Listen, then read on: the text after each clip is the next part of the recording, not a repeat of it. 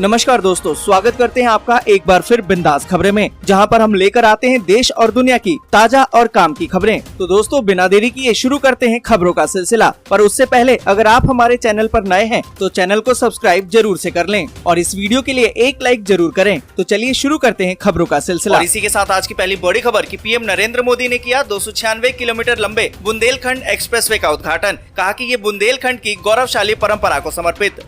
आपको बता दें कि प्रधानमंत्री नरेंद्र मोदी ने बुंदेलखंड एक्सप्रेसवे का उद्घाटन किया है। उद्घाटन के दौरान अपने संबोधन में प्रधानमंत्री नरेंद्र मोदी ने कहा कि बुंदेलखंड के सभी भाई बहनों को आधुनिक बुंदेलखंड एक्सप्रेसवे के लिए बहुत बहुत बधाई। आपको बता दें कि उन्होंने कहा कि ये एक्सप्रेसवे बुंदेलखंड की गौरवशाली परंपरा को समर्पित है। साथ ही उन्होंने कहा कि बुंदेलखंड की धरती को आज एक्सप्रेसवे का ये उपहार देते हुए मुझे विशेष तरह की खुशी मिल रही है।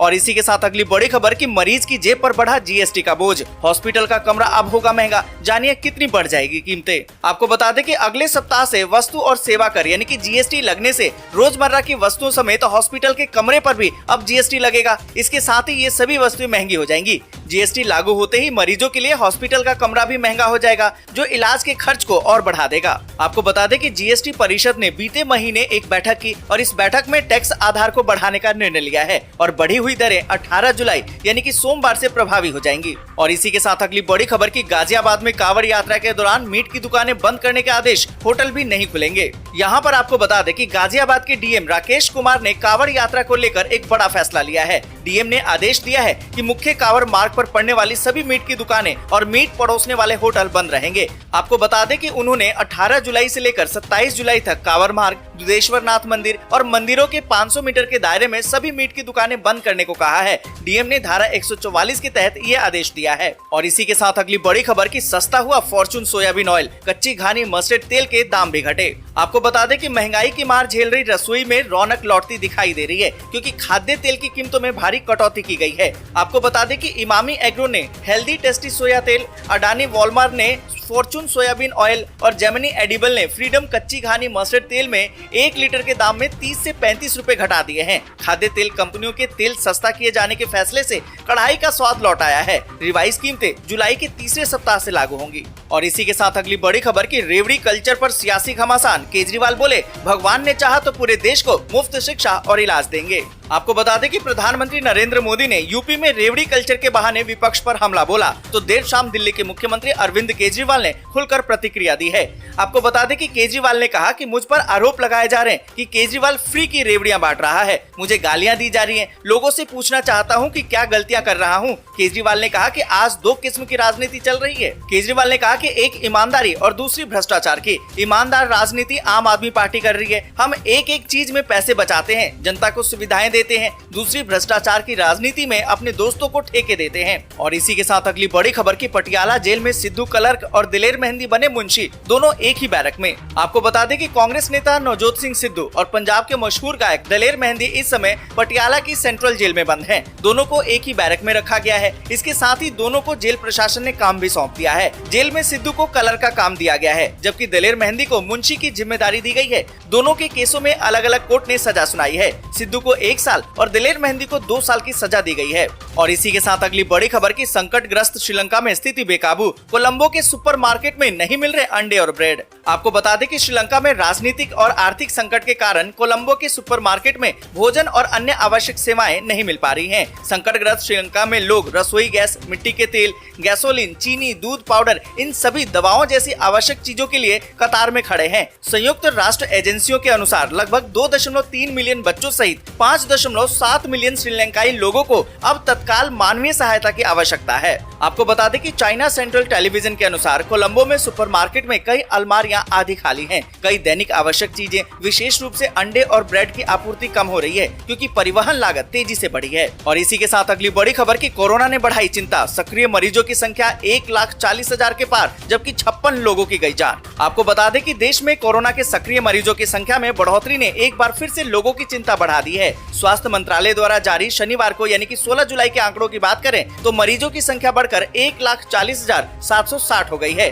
कल की तुलना में 1687 मरीज अधिक है। वहीं बीते 24 घंटे की बात करें तो 20,044 नए मामले सामने आए और 18,301 लोग स्वस्थ भी हुए हैं। पर इसी दौरान 56 मरीजों की जान चली गई है। और इसी के साथ अगली बड़ी खबर की दुनिया के 70 देशों में पैर पसार चुका है मंकी पॉक्स। केरल में मिले केस के बाद चौकस हुई है भारत की सरकार। आपको बता दें कि भारत समेत दुनिया के 70 से अधिक देशों में मंकी पॉक्स ने अपने पैर पसार दिए हैं। केरल में मंकी पॉक्स का केस मिलने के बाद से भारत सरकार सतर्क हो गई है। दूसरी तरफ तमिलनाडु के पड़ोसी राज्यों से लगी सीमाओं पर कड़ी निगरानी अब शुरू कर दी गई है। तमिलनाडु के स्वास्थ्य मंत्री ने कहा है कि केरल से लगी सीमा पर हमने पेट्रोलिंग बढ़ा दी है। साथ ही स्वास्थ्य विभाग की तरफ से मंकी पॉक्स बीमारी को लेकर जागरूकता कार्यक्रम चलाया जा रहा है। और इसी के साथ अगली बड़ी खबर की ओला के सीईओ ने आने वाले इलेक्ट्रिक कार का टीजर किया जारी। लोगों ने स्कूटर को लेकर किया ट्रोल। आपको बता दें कि ओला इलेक्ट्रिक ने पहले इशारा किया था कि वो भारतीय बाजार के लिए एक इलेक्ट्रिक स्पोर्ट्स कार तैयार कर रही है और अब कंपनी के सीईओ भाविश अग्रवाल ने आगामी बैटरी से चलने वाली कार के बारे में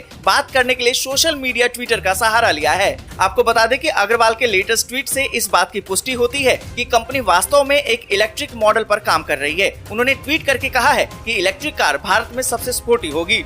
और इसी के साथ अगली बड़ी खबर की भूकंप के झटकों से दहला गुजरात। रिक्टर स्केल पर मापी गई 3.2 की तीव्रता।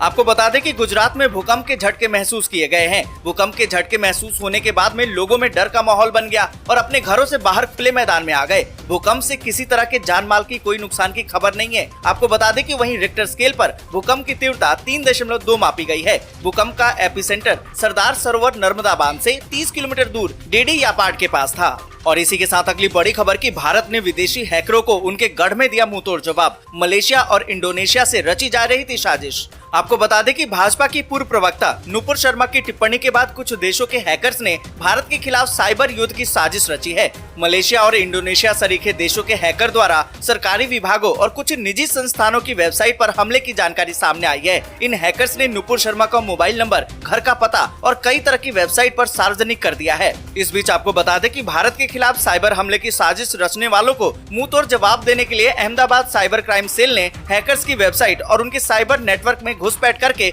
बग खोजे हैं और करारा जवाब दिया है। और इसी के साथ अगली बड़ी खबर की बाढ़ से आंध्र प्रदेश में बिगड़े हालात। मुख्यमंत्री ने की स्थिति की समीक्षा, राशन वितरण के दिए निर्देश।